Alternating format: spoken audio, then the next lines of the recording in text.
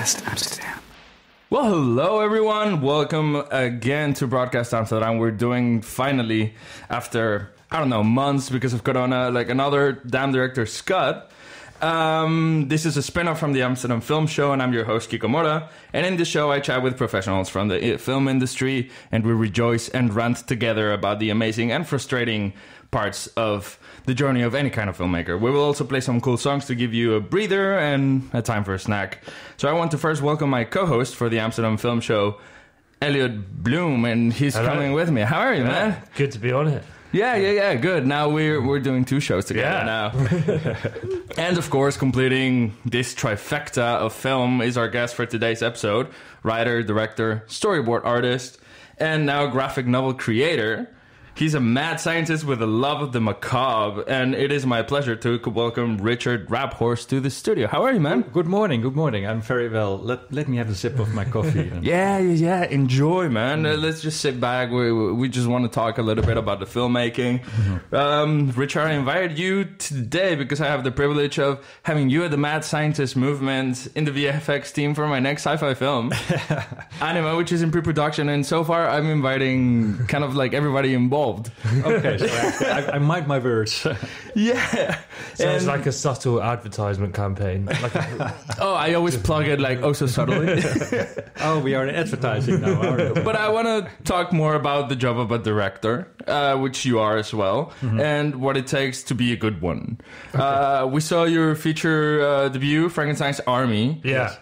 Fantastic gore fest of a film from 2013. Thank you. And IMDb states as follows. Let me know if you agree with this, because I'm pretty sure you didn't write it. Towards the end of World War II, Russian soldiers pushing into Eastern Germany stumble across a secret Nazi lab, one that has unearthed and begun experimented with the journal of one Dr. Victor Frankenstein. The scientists have used the legendary Frankenstein's work to assemble an army of super soldiers stitched together from body parts from the fallen comrades. A desperate Hitler's last ghastly ploy to escape defeat. Yeah, that's it. That's the premise. Yeah.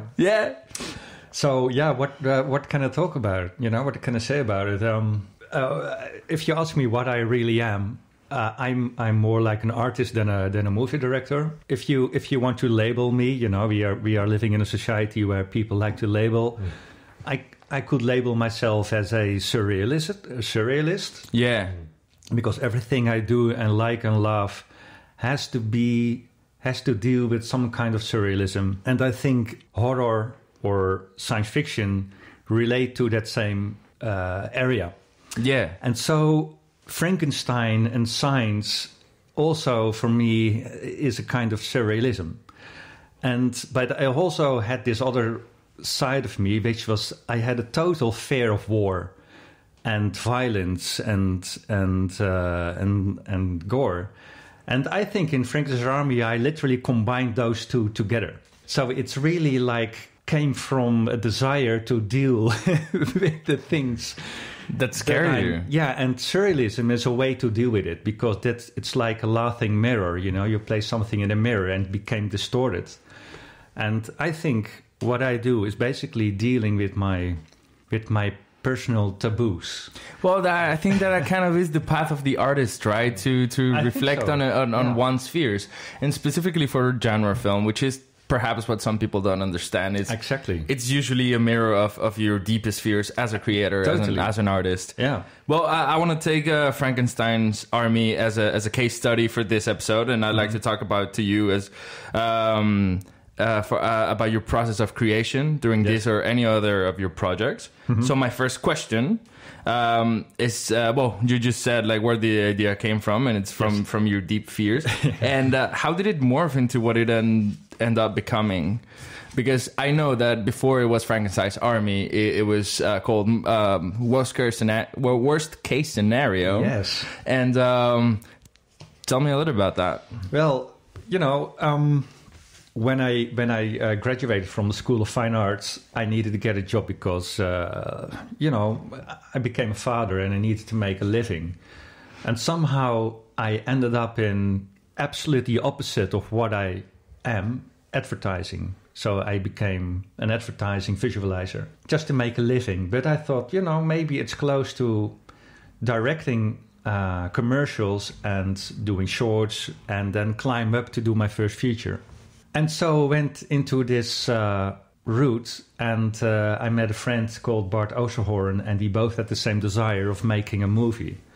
And we said, just write a movie, and just what is it what you really like? And I said, fuck it. Yeah, well, I'm into the Living Dead because they can be so poetic, I think their rotten textures and that kind of stuff has some kind of artistic value. You can really put an emotion in it, No, and also it's kind of like a vessel of a human that has been subtracted of all of its humanity. Exactly. So it has a lot of complexity, and I really like that. I really like to work on that. And he said, "Yeah, well, I'm into war, and he wanted to do something with Germany." And then we said, whatever we are going to do, don't do Nazi zombies. Why not? Why not? Spoiler alert. Yeah, well, it's bad taste. So, well, fuck it. Let's do about Nazi zombies. And then he came with a title worst case scenario, and I thought it was just brilliant because it sounds so apocalyptic. And before we were writing, we couldn't wait like little boys who needed to go to the bathroom. We needed to make film now. So we started to make the teasers. You wrote the teasers before you wrote the film? Exactly. Okay. Yeah, and it was really... Sorry, is that a usual process? Just nowadays it's the usual process, but then... Yeah, because it helps you get a film funded nowadays, but this is, 2008? No, earlier, I think 2003. Yeah, well, I think back in the day, I think the only case that of similar was Iron Sky. You're familiar with that one? Yeah, but that one was even later. But this was... That was later? Cool. This was even before the YouTube was even existing. Oh, wow. Yeah, it's... Yeah. Pre-YouTube. Yeah, we're talking to a 24-year-old here. It's like... yeah.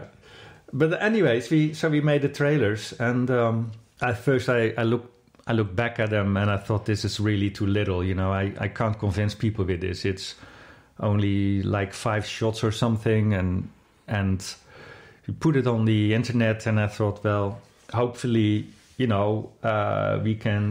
find an audience. And then we got this American partner who basically took the idea and never did anything with it, but also owned the rights. And we were stuck. Yeah. We were stuck because he didn't know how to sell it. Why did he own the rights? Did he buy them from you? No, he just did a promise, and we were so unexperienced at the time. We thought we made a deal with Hollywood, but we didn't know how the Hollywood system would operate. Yeah. That they just buy anything they can and, gamble on something that can happen. Yeah. With thousands of projects on the shelves. They're always on development hell. Yeah, and I was assuming that they were really interested, but they were just trying to get everything possible. But that's the thing, isn't it? They're always like, oh, yeah, I'm super getting this done. Yeah, don't worry. Yeah. But I think, I say this a lot, and it's a quote from Guillermo del Toro, who said, like, the natural state of a film is to not exist. Yes, yeah, actually. And I realized that it's not exist. Like your dream, if you have a dream, it's not existing. So I was really at a crisis, like, okay, so worst case scenario is not going to happen. What shall I do about it? And then I saw this quote on the wall at an advertising agency called 180. And it was a quote from Francis Ford Coppola, and said, when you're stuck, just turn 180 degrees and do everything in the opposite and go full force. And that's what I did. So the American protagonist became Russian, and the present time became the past. And instead of the apocalyptic, abstract title, worst case scenario, turned into a really concrete title, Frankenstein's Army. So the pitch is already in the title. And I just flipped everything 180. Yeah, and it's way more contained because it all happens in this one place. Exactly. Yeah. Exactly. So it's kind of like a prequel to Worst Case Scenario. Absolutely. The origin story of. Totally. You understand? Yeah, you hit the nail on the head. And And I made two trailers, now in black and white, very handheld, hand cranked. Yeah, we saw them. Yeah. And I really loved them, but they got really little response because people thought it was real. And, well, that's something you didn't expect, probably. No, and but it was picked up by a fan site called Stitch, and then it was owned by Todd Brown, who owned a sales company XYZ, and they sold it to MPI, and then 1 year later I was standing on the set filming it. So 1 year. The process almost sounds like you can make a movie about it. The fact that you see this quote and then just changes everything. Yeah, absolutely. And I wondered also, which script are you more happy with, or are you glad that you didn't get to make worst case scenario because it then made you sort of hone in more on what it was you were trying to make, and then make Frankenstein's Army? Well, it's quite complex because I was really happy to make a movie. Yeah. But the script was really far from what I imagined to be. Okay. But it's not really about script. It's more about the experience of spiraling down into madness. Yeah. This was really what I wanted to do. I wanted to have more experience, like a game, rather than telling a story and that you say, oh, so the protagonist learns about this, and this is development, and everything is about formula, and I really wanted to get away from that. And Frankenstein's Army is about violence and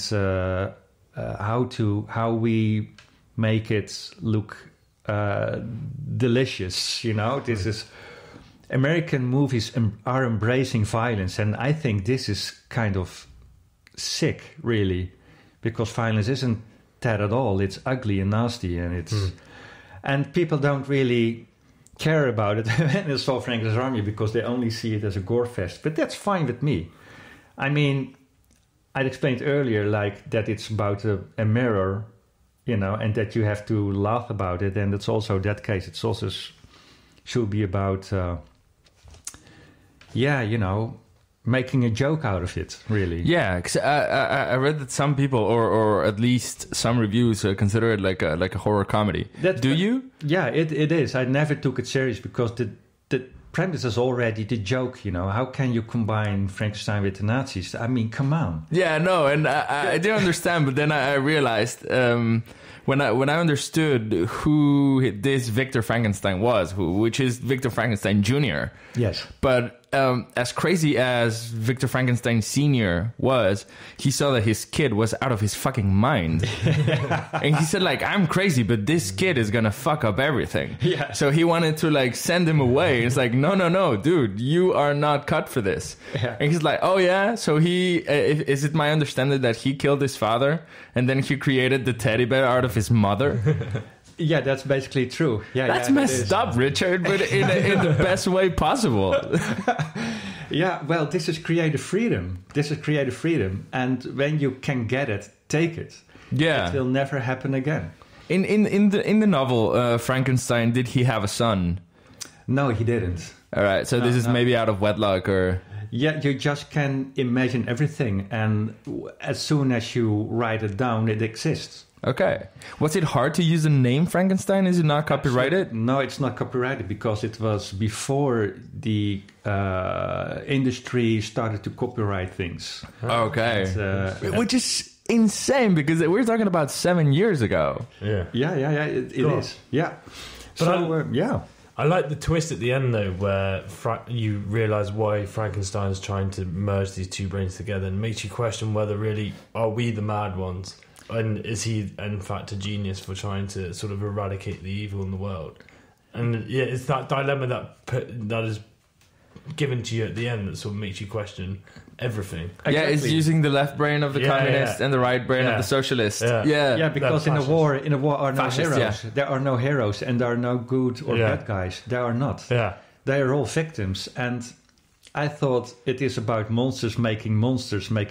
Yeah. It's going on forever because when there's a war, it will take out the worst part of the human being. The worst in humans will flourish, and I wanted to expose this. And even when you think you're doing good, you're still a monster without knowing it, really. Yeah. And I think this is fascinating, and this appeals to my deepest fear. Basically, what you saw in ex-Yugoslavia, that your neighbor can turn into your worst enemy. Yeah. And this fact is scaring the shit out of me, because basically you can't trust anyone, because everyone is capable of killing someone else. There's a hidden murderer in everybody. This is a dark perspective on human race. It's kind of to put a twist on the final words of Ratatouille. that Ego says, like, not everybody can cook, but a great cook can come from anybody. I think it applies the same thing to murder. Absolutely. Not everybody is a killer, but a killer can come from anyone. Exactly. This is exactly, and so you can't trust anyone. And this is some kind of, I don't know, an issue I have to...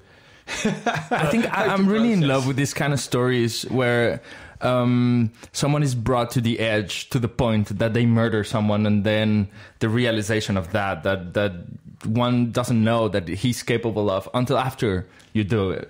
Yeah. And there's so much hate. There's so much hate inside, and... it's incredible. It's. I don't know. I try to understand, but I don't, because my whole life I'm living in luxury. I'm living the opposite. Yeah. I mean, you're a man that lives from working on his art, and I think that is definitely a position of privilege as a creator these days. So, did you not find the process a way of understanding or a way of conquering this fear or trying to explore it more, or did it just intensify it because you created a visual manifestation of your own fears? I think what I did was a pure emotional thing. Okay. And because I'm very visual orientated, it became visual. Yeah. And maybe it's too visual rather than narrative driven, but sometimes, when I read comic books without any lines and text, still the visuals can take you through the story. Yeah. And think about back when there was no spoken cinema, the visual was needed to be so strong that the visuals were enough. And I was not really aware of what I'm doing, to be honest. Okay. I think I needed to do everything so fast that I just didn't have the time to think it over, really. How long was the shoot?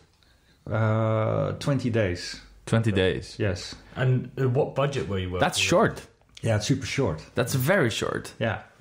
The budget was like 1.5 million. Okay. Yeah. Okay.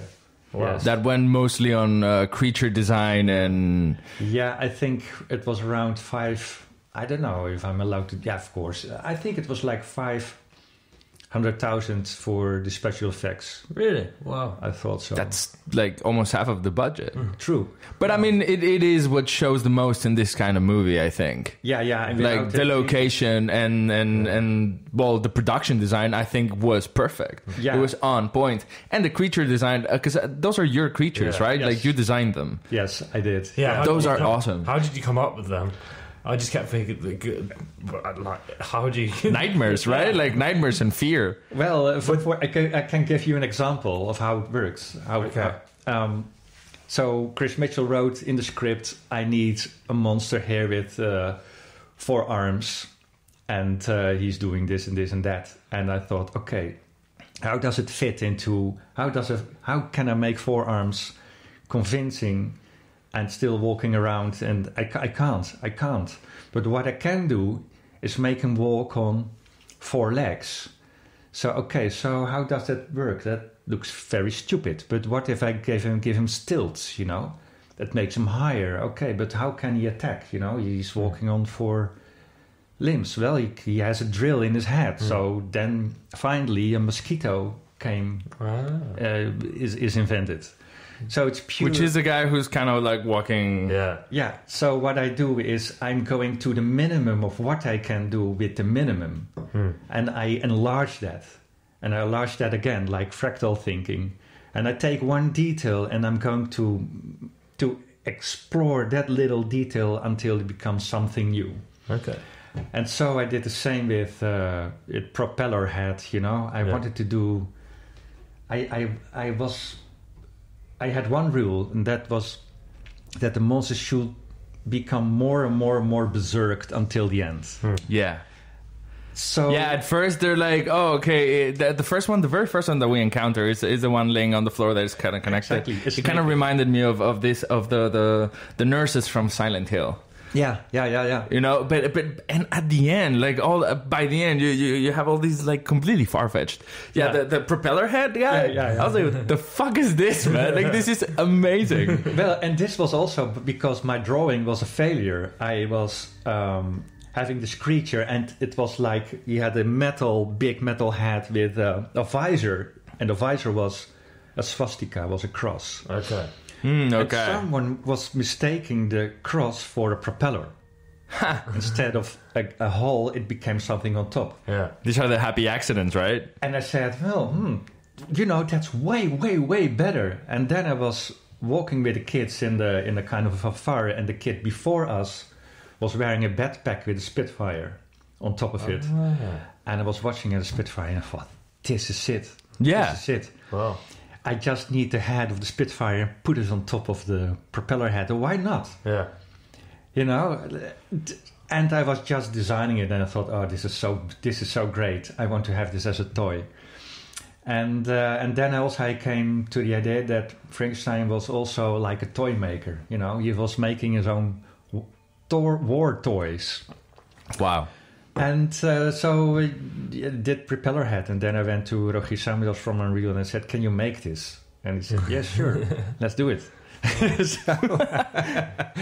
Yeah. And now we have figures of more of them because how did it become like what it is today? Because I do want to talk about your process, about the actors, about location, but let's do that for the second block. Right now, I want to know how we went from Frankenstein's army into the graphic novel that, like, let's plug it. It was just last week, I think it was, that it was completely overfunded on Kickstarter.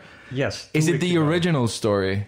Not at all. It's the original world, but not the original story. Okay, because it is still called Worst Case Scenario. And it is about the worst case scenario. Yeah, it's completely faithful to the world we created. But the original script, if you put it into a graphic novel, it will be very boring because you will have so much talking heads. And it's a shame to use such a beautiful medium as a graphic novel to draw talking heads. And so it has to be much more fun than that. Right. So how are you going right now on the process? How far along are you? I'm so waiting for my hardcover, but dude, by the way, I started Monday, but something else happened. And so this is really bad news, actually. Oh no. Yeah, and this is the first time I'm going to talk about it as well. Which is, I have good and bad news. Okay. I'm going to turn the bad news into good news, but this is the bad news. Yeah, this is a filmmaker talking, you know, like, okay, this is bad news, but no, this is good. But and I'm going to explain you why. Yeah, and because, you know, it apparently belongs to, you know, if I should have chosen a different title than Worst Case Scenario, probably it wouldn't have happened to me. But anyways, as we know, there's a corona outbreak, and the US is dealing with a new crisis. Yeah. And so a lot of people are getting unemployed, and, you know, economy is going down. And so there are a lot of credit card holders who are dealing with blocked credit cards. So after the funding was completed and it was overfunded, really a huge amount of credit cards have been blocked for... Oh, no. For collecting. Yeah. And because you pledge. Yeah. In the case of the hardcover, which is what I did, was you pledge €55, but then until after the deadline, they will take the money from you. Yeah. Okay. And so, it was so much that I just lost a quarter of the total. Gosh. Oh God. Yeah. So technically, I can't make it. I can't make it for this money because I need to pay the writer, the printer. Yes. I also need to make a living. And. But there's a big but coming in, I feel. There's a positive. The positive is... I don't have the positive yet, but I'm going to create a positive I'm going to open a web shop next week. Okay. So I'm going to relaunch my campaign, but not with crowdfunding, but just people can order just at the web shop, because I got a lot of requests from people who wanted to pledge, but they didn't have a credit card. And so you can create it with PayPal or Ideal here in Europe. Whatever, send cash. You rupees, I know that you can create like a QR code with the tiki. The tiki, anything. You can even donate your your grandmother or something. All right, guys, go. So come on, step it up. We're gonna promote the hell out of it because we really want this to happen. Yeah. But then what happened with the Kickstarter? With all the cards that did go through. Well, they didn't go through. They just don't go through. Okay, and the ones that did, do you still get that money? Yeah, I still get that. And so I use it as a starting point to finally finance the complete total amount. But so you're going to be pledging the last quarter that is missing. But I'm not really in a hurry now. I can really stretch it out for 6 months. Because now you have the money to actually get to work. Yeah, so I can survive the first 3 months. Okay, and then it's going to be really tough. But I'm have enough faith that I will have collected enough money to It sounds like there's enough support. Yeah. So I'm not really. It's more like oh fuck me, instead of laying back without any sorrow. Suddenly I need to be very active, but that's the risk you take. It also has a positive effect because now I'm forced to do another campaign and but you will have complete control because now maybe out of this out of the 100% of cards that didn't go through, maybe 80% will still go for it. Exactly, and not with a credit card, but now a different way. So I'm it is what it is, and I'm still very positive about it. I thought, oh my fucking god, again. Of course it happened to me. Yeah, but on the other hand, someone is just giving you 11,000 now, and you have to see it like a positive thing. Yeah. So what the hell, Well, the best of luck, Richard. I'm pretty sure. I am confident that you're gonna get it financed. There's already a lot of people interested, and who knows? Maybe it's a way to get it up to the 18,000, so you can add more pages to the story. I'm definitely going to do that because I decided that I want to stretch it out. I want to stretch it out to at least 40 pages. Amazing. So the 32 page comic book will count 40 at least. That's a decent amount of page for a small a one number graphic novel. Yeah. Let's talk more about it at the very end of the show, so we can plug it properly. Mm-hmm. And let's go for a little music break. This song was picked by Richard. Why did you pick this song? It was the first song that just hit my mind, and I think Brazil made such an impact on me that when you ask me about my favorite soundtrack, it was just the first thing that popped up, and it's the perfect.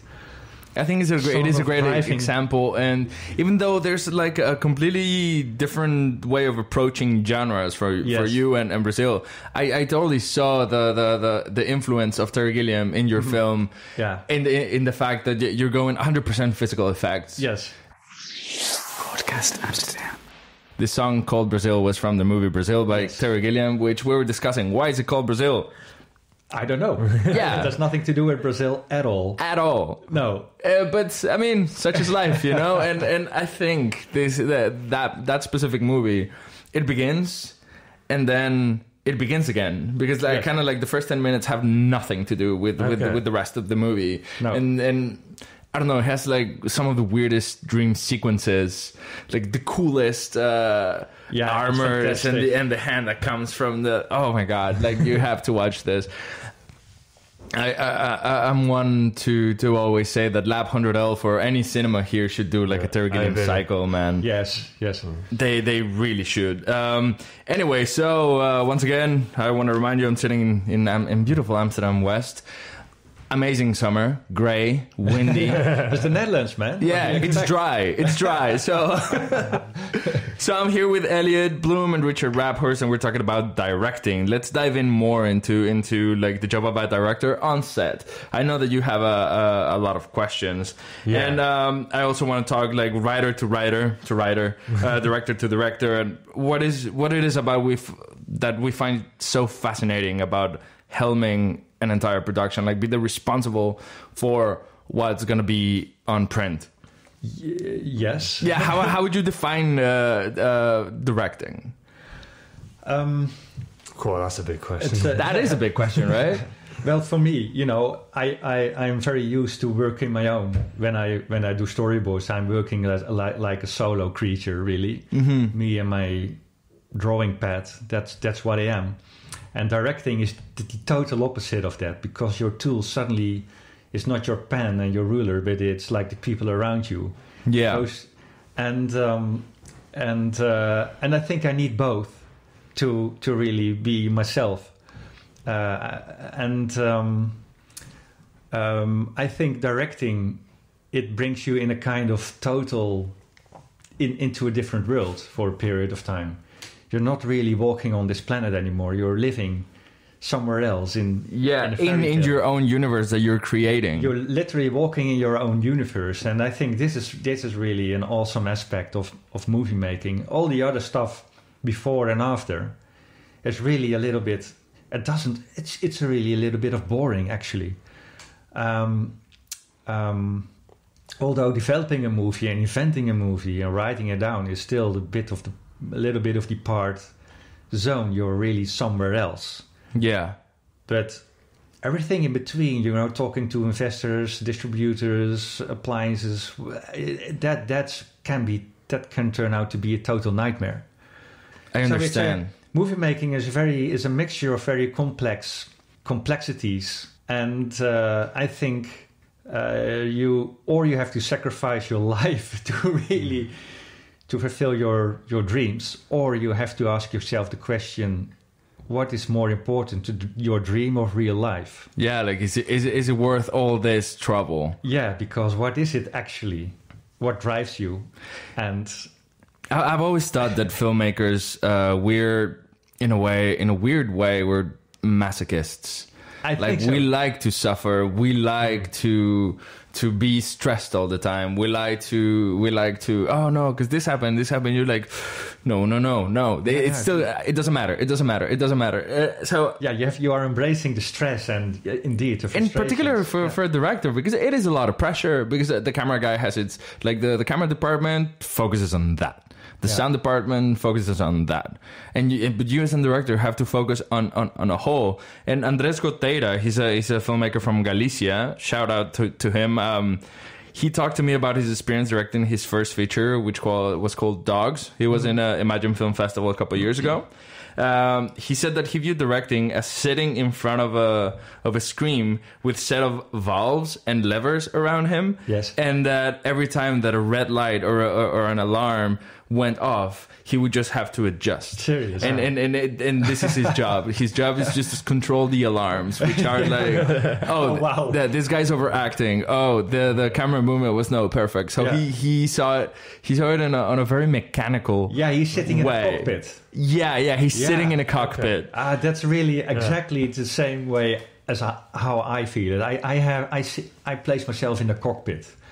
and I have all these things, and sometimes the alarm bells go off, and sometimes 3 of them. Then I have to choose the ones which goes off the loudest, and turn it off. Yeah. When I have done this, then I see if my plane is crashing or not.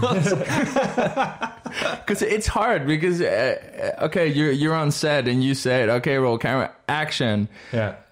I mean, someone else needs to make sure. Well, the camera department has to make sure that the camera movement, that the pan or the dolly in that you're doing is going to be perfect, because you have to focus on the performance, and so then you will always not see something.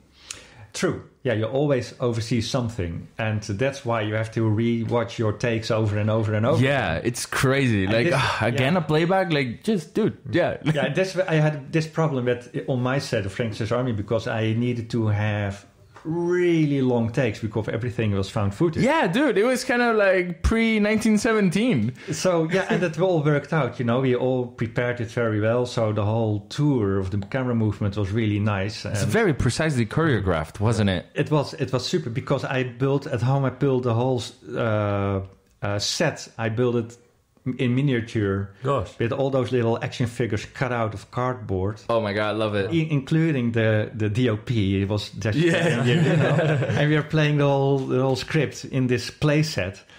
But I got into trouble when we were rewatching the takes, because then suddenly I got behind schedule, because it didn't count in that it will take so long. So it was like, walking around 5 minutes, and then I needed to rewatch a 5-minute take. Yeah, that's true, because it's like, it's 5 pages in one take. We got this, man. But then you have to watch it again and again. And then all the notes. It was just time. It was so much time consuming. I needed to speed up this process. So that was really the toughest part. How to do this. How did you make it more efficient? Just trying to watch. Just trying to remember everything. Okay. Just trying to, and that was it. Just It is definitely a hard. That was really super hard. Did you find it hard adjusting from being a storyboard visionary and illustrator to a director? Because in some ways it sounds like you benefited from starting as a storyboard visionary in the fact that you say you made a miniature set and choreographed everything before, and then you could just implement it straight away. That really helps. But frankly, because I obviously have a visual background, and I was a little bit behind with my dramatic the way how I can translate or direct an actor. I needed to learn this, and I remember one of the first shorts I did with a very great Dutch actor Victor Leu. He was playing a clown who was basically a deformed man who looks like a clown. And he said, cool. but what drives me? What is my backstory? And I was not aware about backstories at all. So I just said, well, you're just the result of I said, there's this magician and he did a trick, and you were the result of this. You just came into existence like that. Yeah. So you don't have a backstory. You're just here suddenly. And he was like, what?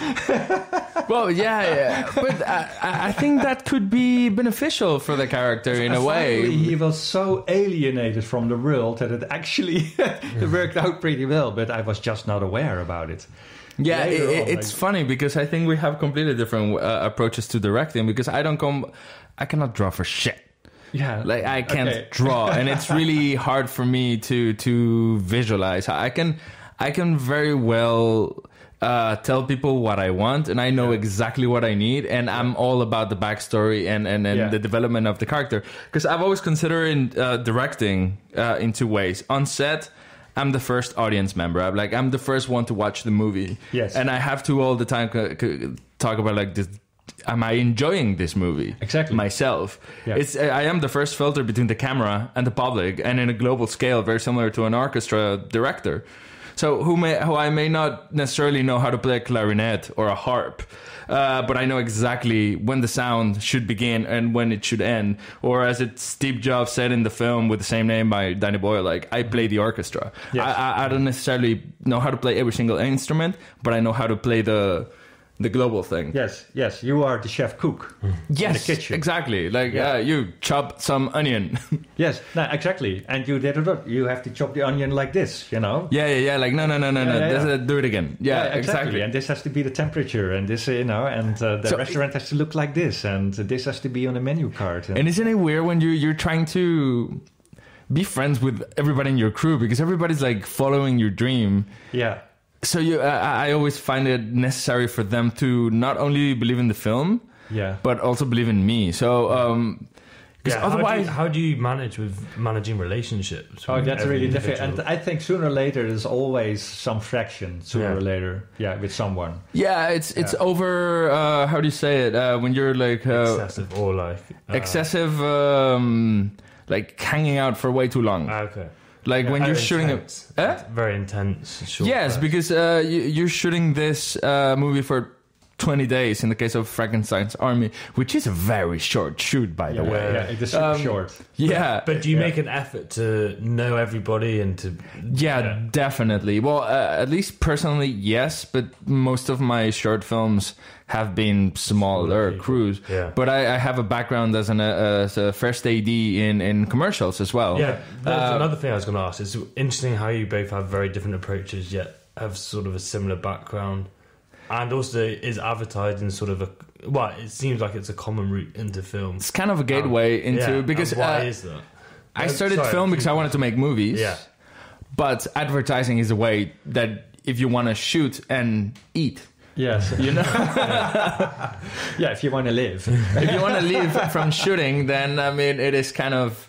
And I had the advantage that my dad is also in the industry, and so I was playing a little bit of nepotism. But like when I was 18, I was a trainee for directors that he worked with because he's a creative director, and I started very early on set. Yes. But like growing up, when I became a first AD, it was the way that I would get to play with all the cool toys. Yes. That I would never have the money to use on my own films. Yeah. But we're using like a helicopter cam and a panther crane on top of a moving car, and like shooting this kind of like Mad Max shots, and that's the fun part of advertising. Yes. But at one point, it's not enough anymore.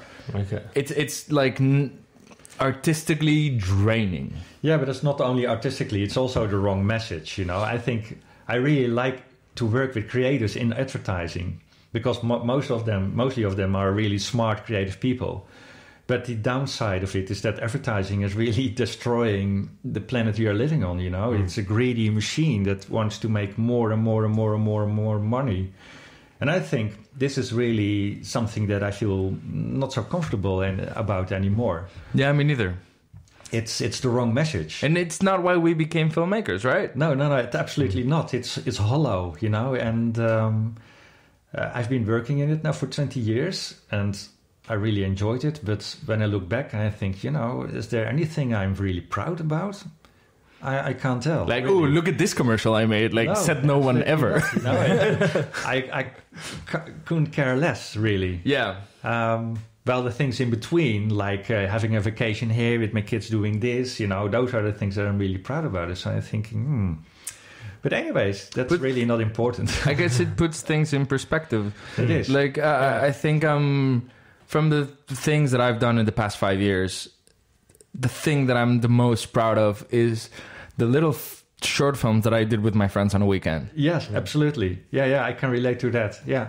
Yeah, and especially right now that since we were in pre-production of Anima and we were like developing these fucking badass effect that the Mad Scientist movement is helping me do. It's like a little bit of gore in an otherwise very contemplative sci-fi story. It was like, okay, so we can do anything. What do we do? What do we do? That's really what you have to embrace, I think. Yeah. And it's the same thing I feel now with the comic book, you know. I'm total free. I have the total free access to my imagination without even talking to a financer or, you know, a publisher. I have some publishers who are interested, but my first rule is do what I like to do.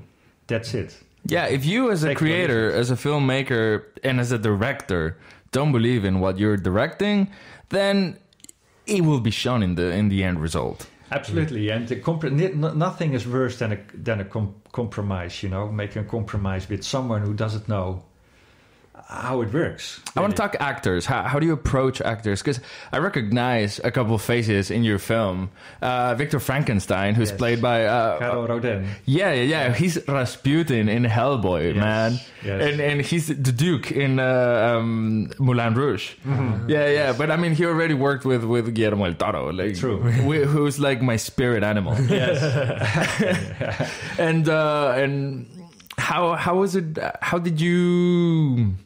Did you want some recognizable names? Not at all. I'm not totally into recognizable names at all. But the MPI really wanted to have a name. Okay. First, I wanted to have Dieter Laser, but he was already working in the Human Centipede. Who? Totally. And Dutch filmmaker as well. Yeah. Tom Six is Dutch, yes. And Dieter Laser is German. And I looked at him and I thought he was too obvious for Victor Frankenstein. We approached him a little, but he was the kind of the actor who just wanted to rewrite the entire story himself first. Oh yeah, because he's a bit of a diva, right? He is, and I didn't feel really comfortable with him. And also when he was also a scientist in Human Centipede, I thought it's going to be too close next to Yeah, it's going to be typecasted. And you will always be related to the other movie. And I'm really not into shit, so the Human Centipede is not my cup of tea. It's not your cup of shit. Nah, although I have deep respect for Tom Six because he's doing what he likes. And I think this is really a great achievement. So really envy him for that. And then the Czechs suggested Kiko Morah, and of course I knew him from Hellboy. But when I met him in person, I just felt this is it. And he is a very mysterious man and very shy. But he was just hitting the right snares, He was just asking the right questions, and I really saw a soulmate, and I think it was likewise. Because you can tell in his performance that he cares about the source material, that he cares about the character, and that he took the time to explore the character, because it's not only the dialogue or the delivery of the dialogue, but also the way you say it and the way it comes from inside. Like you believe him, and I think he's by far the best performance in the movie. Yeah, and also I knew what he needs. I knew what he needed to fulfill his performance, and that was that he needed to have something to do all the time. Yeah, like busy. He's busy all the time. Yeah, because he didn't want to be a lemon. So and so I sat with him and said, okay, let's make it difficult for you. Let's invent all those things you have to do. Walk from A to B, doing this lever. Taking this little syringe, and he needed to be constantly on the move, and this was... Yeah, a little bit like Doctor Who working on the TARDIS. Exactly, and so we worked it out, and his approach was like a dark children's book. Okay. And I thought, this is super interesting. Let's do it like that, like an evil Oliver Twist, and more like an adventure, and... This was really... because then you slowly start peeling off the madness. And he's a mad scientist, but then you realize he's a mad scientist who's batshit crazy. Yeah. On top of the regular level of madness. And also gave him some freedom to improvise if he wanted. Okay. Oh, cool. And I didn't want people to be afraid of improvising, because if you improvise, then the real creativity starts, Yeah. Knowing what to do is a little bit boring and predictable, and I'm more interested in things that are unpredictable. Especially when it takes that long, right? They have to react to what's going on. Yeah. And forget about the script, just live what you're living. Because I also noticed that for some of the actors, not all of them were Russian or No, it was a mixture of... and because I also recognize Luke Newberry from a great, I think it's BBC or Channel 4 show in The Flesh. Yeah, might be, yes. Yeah, it's a zombie show Okay. where Luke Newberry's a reformed zombie. Okay. So they found this like cure. I mean, you're still dead, but you regain your humanity. And they are trying to reintroduce them into society. It's a really interesting show, cancelled before its time. And I remember Luke Newberry from that. And so it was really cool to see him still in the genre, because I think he has these really expressive eyes. Oh, yeah, he has. This is Sasha, by the way. Okay. Yeah, and it was a mixture of people. If it was really if I had total control, everyone would have spoken Russian. But MPI insisted an English-spoken version of the movie. That's why I think the German-spoken the German version is way better than the English one. There's a German version? Yeah, well, it's released in Germany and they do the dubbing. They dubbed it, okay. Yeah, in German. And I think this is really great because that's really cool. It's the language of war. I don't know, but it's a total fit. Suddenly it's really convincing, rather than the English with the dialect. And so how did you come to Luke Newberry and the new faces that we saw? We had a casting agent in London, and this is a really fun story because one of the doctors we also approached. The guy from The Young Ones, who passed away. The Young Ones. Oh God. Yeah. How can I forget his name? It's okay. Elliot's already with his smartphone. Rick Mayall. Oh yeah. And I sat with him 2 times in London, and he was the most charming, charismatic guy I ever met. Even I knew he was not really suited for the role. Yeah. I thought if you will be the Baron, it will be Rick Mayall playing Victor Frankenstein. But he was spelling you, and it was almost like the point of no return. You needed to get him. He was magnificent in real life. Really, he was an impressive person. Did you meet with other names that could have maybe benefited the box office but weren't right for the part? Not really. No. I can't remember. I don't think so. No. I don't think that a great name on your cover really doesn't sell your product. It only helps selling big blockbusters. Yeah, I agree. No horror movies. Come on, that's not the audience who want to have big names. Not at all. They just want to have an original.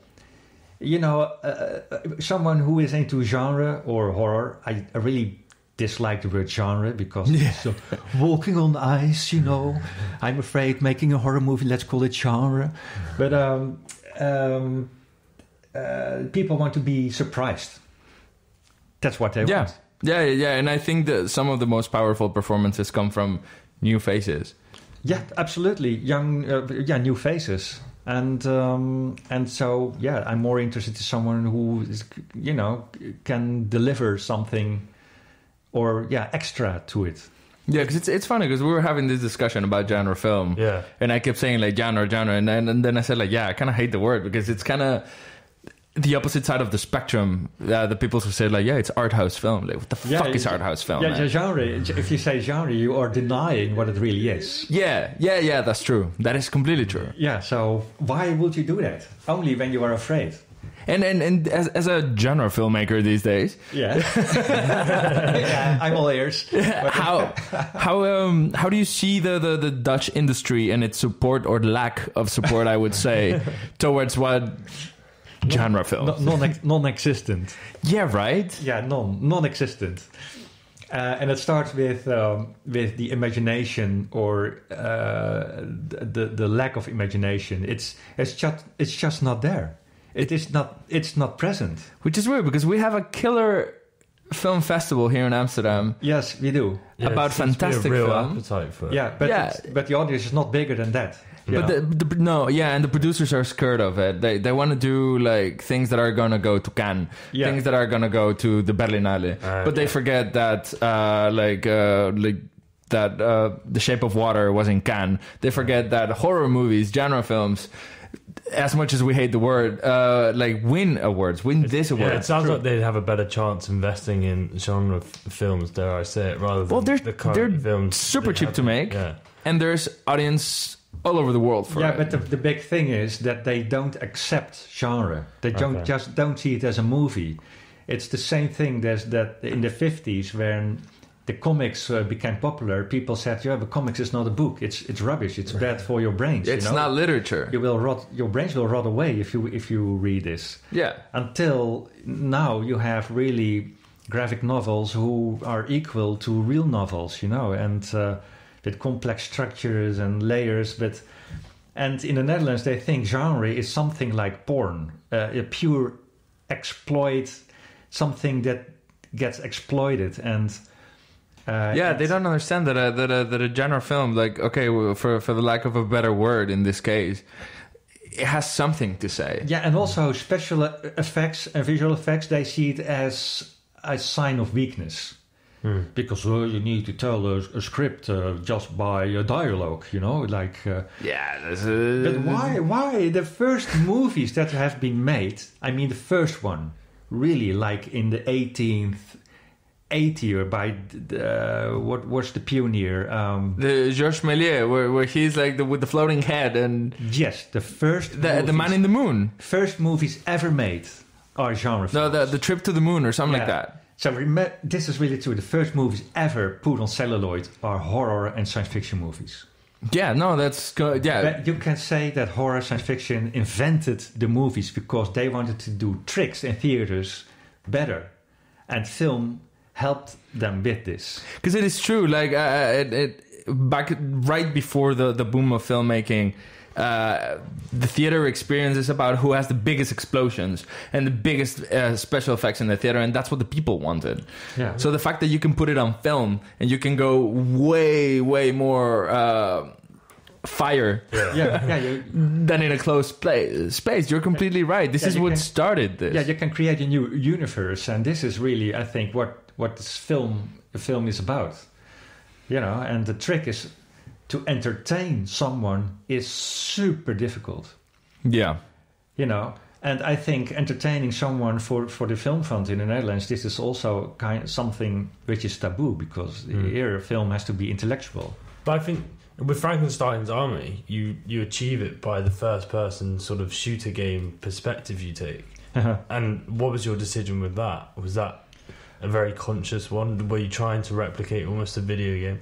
Because I feel that gave it an edge, and that was why it was very entertaining for me, rather than having to just sort of be on the outside witnessing everything going on. I think it was the time in my life where I started to play games. Okay.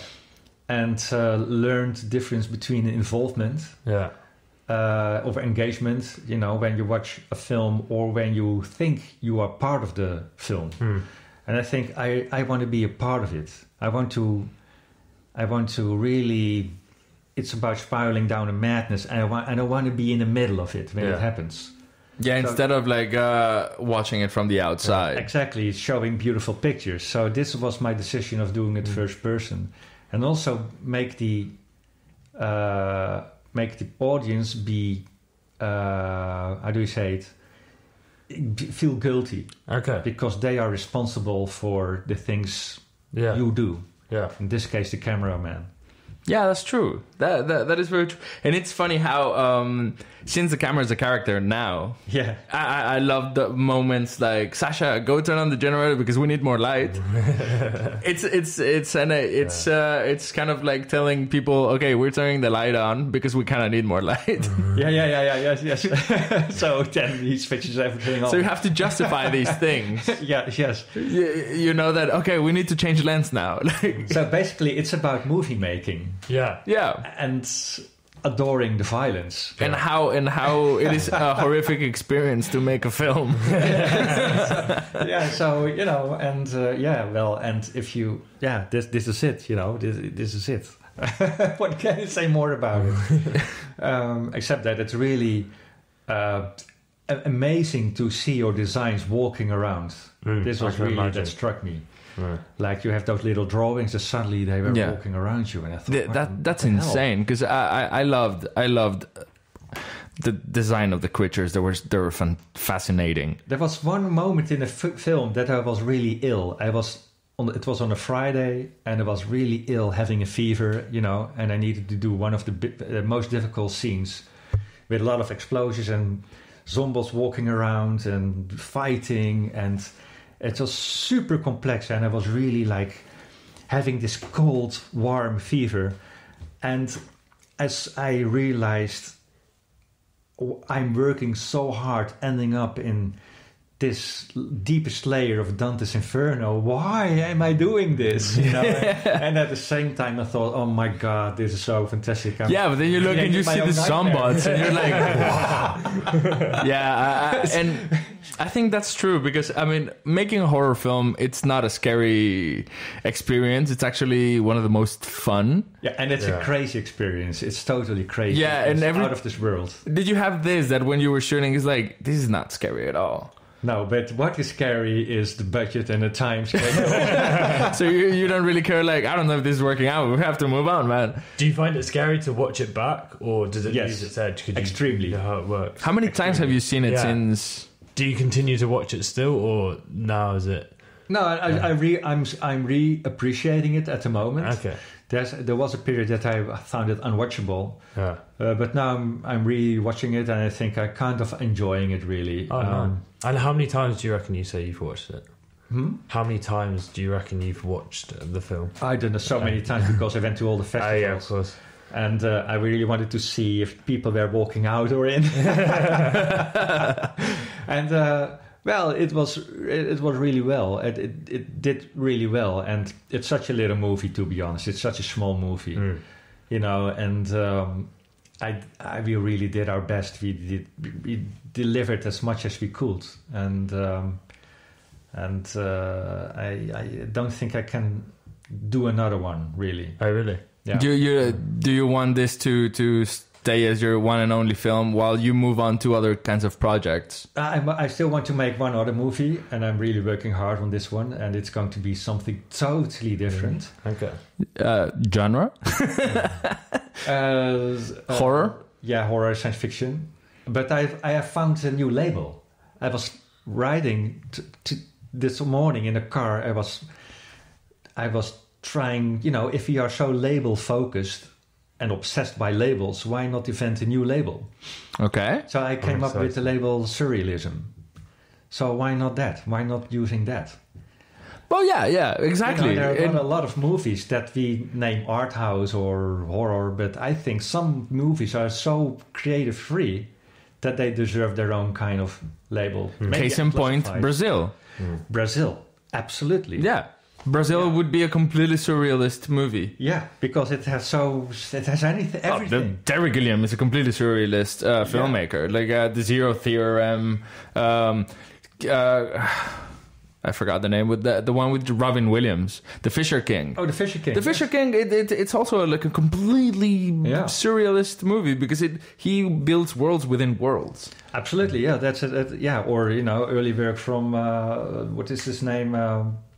Tim Burton. Yeah. There's a lot of people who are making surrealistic movies. Also, the French cinema has a lot of those, and maybe this with using this label, maybe we can surpass the word genre, because this has a negative influence. Yeah. I'm guilty of saying that word way too often. It's okay, because we use it because then we understand what we're talking about. But if we maybe have to talk with Film Fund again, maybe we should approach it differently. I like that idea, because I do feel like I do consider myself these days as a genre filmmaker. Yeah, but I don't feel comfortable with the term, but I think it's a way that I can express. But do you make genre films because you like to make genre films, or do you make the movies that you want to make? I make the movies that I want to make, but they are often considered by others as horror or sci-fi. Okay, so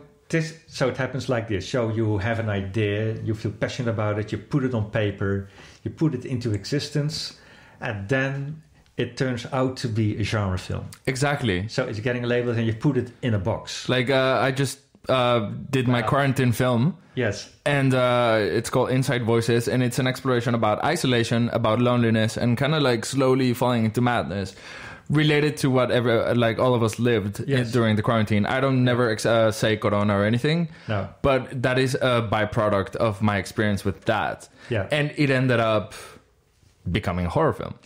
Yeah, and so it's getting labeled as genre. Yeah, and this makes me so angry. This is really the part of me that is angry because. But surely does it not become intentional if then your whole body of work is that genre? I mean, I do tend to... You also are a fan of horror and sci-fi. I am an extreme fan of horror and sci-fi, and it is the kind of movies that I want to make. Yeah. And the ideas that I find worth telling just happen to be horror all the time. I would love to try to do a rom-com that one day, but I find it so difficult to make someone laugh. Yeah. I know how to make you uncomfortable. I know how to build tension in a film, and I know how to scare you, but how to make you laugh? I think I consider myself a funny person, but I don't consider myself a funny creator, you know? Yeah, but make a comedy is so hard, you know? It's, the timing is so subtle and crucial, and that's really something difficult. And I'm not going to say that you can't or do. I think you have to try and see if you have it. Definitely. And it's not like Hitchcock that he set up some rules of how suspense is working. Comedy doesn't work like that at all. No, it's completely subjective. And but suspense, it is like the definition of suspense is like you as a viewer know something that the character doesn't. Yeah, and that's what builds suspense. Yes. Final questions, Elliot. Yeah, so I've got two. How do you know when a project is complete, and do you still have that feeling that there's more that could be done when you watch back? Oh yeah, the first time when you have the premiere, nothing else you see is everything that can be improved. And you think, oh my god, this is so embarrassing. This is do you happen to like, fuck, I should have fixed that right before. Yeah, the first time you see it, it's total torture. It's torture, and you're sitting there with full audience, and it's it's never complete. But after a while, after 1 year, when it's getting off your back a little bit, then you suddenly realize, oh, it's okay. It was a phase. It's done. It's really, like, you know what? It wasn't as bad. Like, that was the best you could have done at that time. Yes, and it was this period of my life. I will do it now differently, and then you get really like, you can watch it like very objective again. Yeah. And then I think it's really finished. I think I agree. I tend to hate every film that I make for the first few months, and then after a year of not watching it, I watch it again and I was like, oh, this is actually not bad. This is actually a pretty good film. Yeah, and you see all the other things that you didn't saw in the first place, Yeah. Like this Dutch painter, Karel Appel, who was a very avant-gardist painter, and he always said, I stop what I'm doing and I watch at my work until it's finished. Okay. By just watching it. Wow. And what does he mean with this? I didn't understood him. What does he mean? And then later I understood. Just leave it because it's never finished. Yeah. So for your feeling, you can just stop halfway. Yeah. It doesn't really matter. It doesn't. That's true. I completely agree. Yeah. I guess my last question would be, it's quite a big one. Were there any specific moments during your career or just experiences in general that really shaped the path you took or influenced how you approached working in the film industry and the creative arts? Yeah, but the funny thing is they rely not in movies, but they rely in music. Okay. Music industry influenced the way I'm thinking about creativity and about film and any other way of crafting art. And his name is Brian Eno. Okay.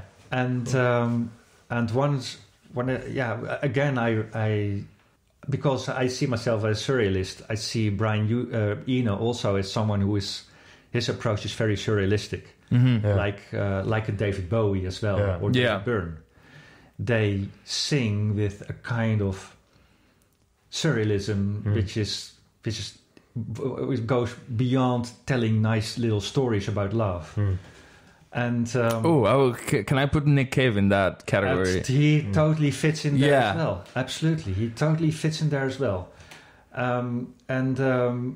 So I just felt so attracted by his work because it was so free. It was not really bounded by time. You know, sometimes his songs were longer than 1 hour, sometimes 50 minutes. There were no lyrics. Sometimes his song started with a solo, and then, you know, the lyrics came in. So he turned all the rules upside down, and he described himself as a non-musician who makes music. And I think, hey, this is basically, we directors do that as well. We are not a cameraman. We are not doing light. We are not acting. What do? We are basically non-movie makers who are making movies. Yeah. Oh wow, yeah, love it. You know, we are making it. Yeah. And so this, I could really reflect with him. And then I started to listen to his interviews and his way of producing music, because he produced for David Bowie and the Talking Heads and U2. And I thought, how can a person being so avant-garde and so who doesn't fit so badly in the commercial industry become so popular and so so important? And this is because he knows how it understands to actually make something authentic. Yeah, and from your within, you know, it doesn't have to be from the heart, can be from your guts, and it's exactly. And this has to deal with creative freedom, and this was what I was talking about, like the characters or the designs of Frank's Army. You know, taking the minimum, take out the detail of a problem and just focus entirely on this and make it bigger. Yeah. And so this results in creatures like Propeller Head and Mosquito Man, and it's all due to a certain way of working on a process. And I could make one allegory, which I think is Brian Eno's allegory, but I'm using it in my work as well. And which is also my critical point of view on the digital industry. You know, can you remember when you were as a kid that you played with those cylinders of colored clay? Yeah. You know, when you were taking out and you're making your zoo of figures. Yeah, Play-Doh. Yeah. You know, first few hours, everything was still colorful. But at the end of the day, everything was brown, you know. Yeah, because all the colors just got mixed up. And exactly, so you have to know where to stop. Right. When you are working digitally, you're going on and on and on and on, because you can make corrections all the time, endless. But at the end, everything is brown.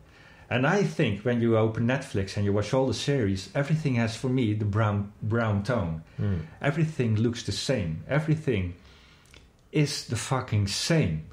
And so I think you have to go back to practical effects, because those effects are limiting your possibilities, and therefore the colors of clay be colored.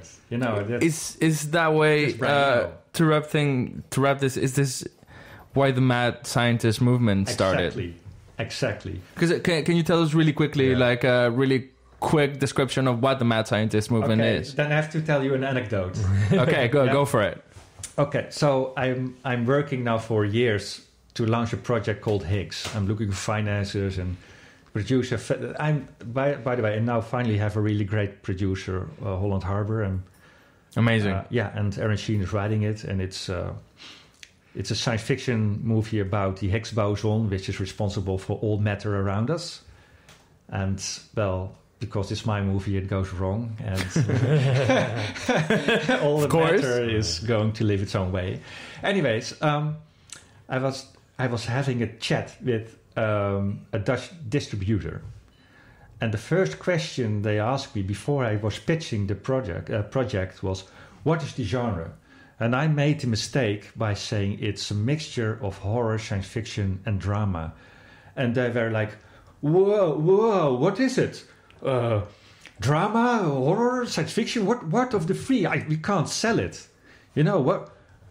And I thought, well, you know, look at the Fly, you know, It's a mixture of It's a love all of them. story, drama, or Alien. Films can be more complex. Yeah, but we can't we can't label it as a complex movie. We won't get an audience. And before I started to pitch, that was already dead. And I drove home, and I was a bit depressed when I got home, and I'm not easily get depressed, but I really was. And then I became angry, and I thought, well, if you want to have it labeled, I'm going to label myself, and I'm going to call myself a mad scientist. Because hell yeah, if you're a mad scientist, you can make everything, because whoa, you're mad. It doesn't really matter anymore.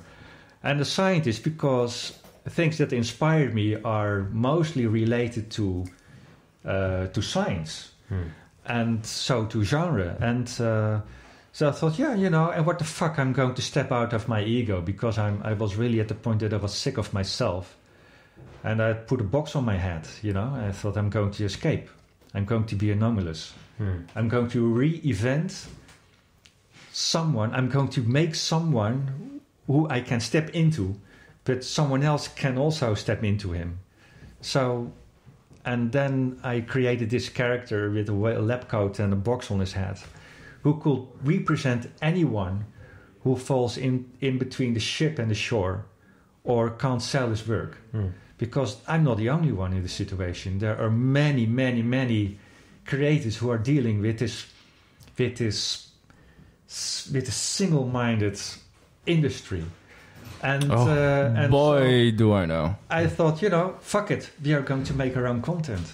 Yeah. And so we started very little, and now we are growing, and we are now 2 years further, and we are a running business. It's really amazing. We always have a paid job to do. It's amazing, because if there is something that not just the world needs, but specifically the Netherlands, is more support to this type of content, because horror and sci-fi are just deeper than a monster, than blood, than everything. It's what I was telling you about the Babadook. It's not about the monster. It's about the relationship with the mother and the son, and how she is in grief for the death of her husband, and she relates, because the husband died on a car crash on the way to the hospital to deliver their kid. So she sees the kid as a reminder of the death of the love of her life. So and that's a super powerful theme in a horror movie that a lot of people say, like, it's not that scary because the monster died, you can barely see him. It's like, it's not about the monster, man.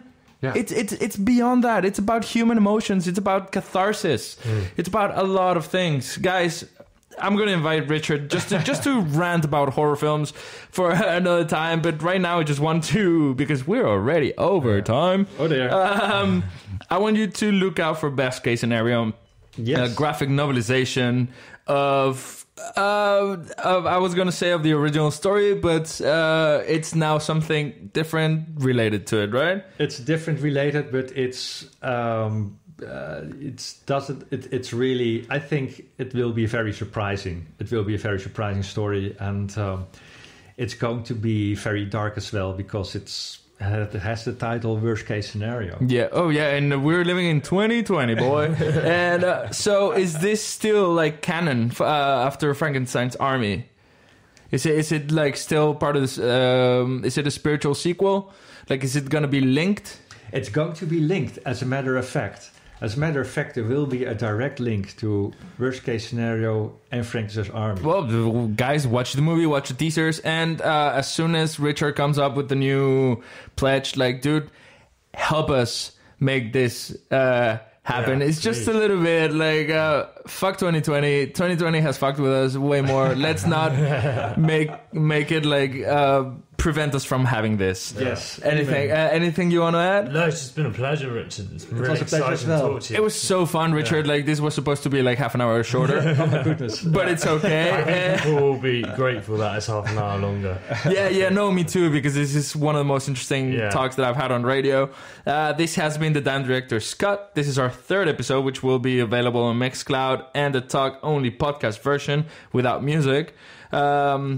or you can get it on Spotify, iTunes, wherever you get your podcast. Don't forget to listen back to the first 2 episodes about the 48-hour film project and sound design.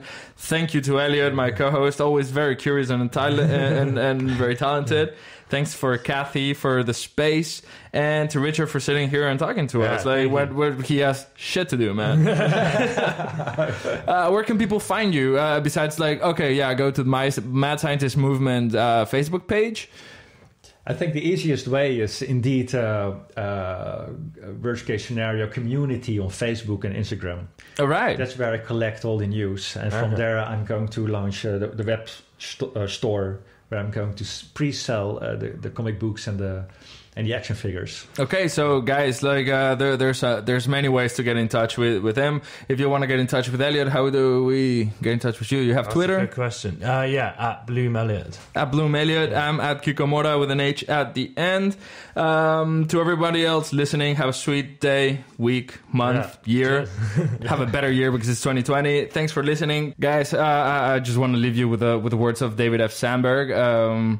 You know him. He directed Shazam and Annabelle Creation and Lights Out. He's a very do-it-yourself filmmaker, and he has this mantra, which is make movies, not excuses. Mm-hmm. So guys, just go and make a movie. Broadcast Amsterdam. Broadcast Amsterdam, your local radio station, 24/7 and on demand. Or on broadcastamsterdam.nl.